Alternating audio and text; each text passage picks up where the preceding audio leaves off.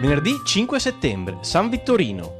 È il 248esimo giorno dall'inizio dell'anno, ne mancano 117 alla fine. Il sole sorge alle 6:36, tramonta alle 19:41.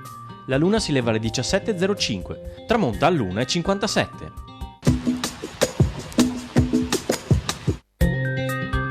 Il Collegio dei Savi ed Esecutori alle Acque delibera che 8 rappresentanti delle varie scuole dei pescatori, scelti tra i più sensati, vecchi e pratici pescatori, partecipino alle sedute del Collegio Lagunarum, quando vengano discussi problemi attinenti alla laguna veneta.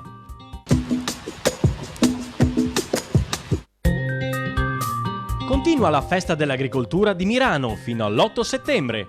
Spettacoli, ballo country, esposizione di mezzi agricoli, rassegna di cavalli e bovini.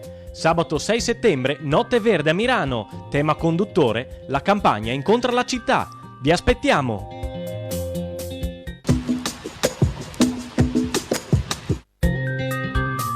Domani, sabato 6 settembre, vi aspettiamo a Montebelluna per il tradizionale palio del vecchio mercato.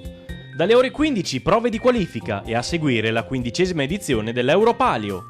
Dalle 19:30 stand enogastronomico al Parco Manin. Ogni sera una specialità diversa.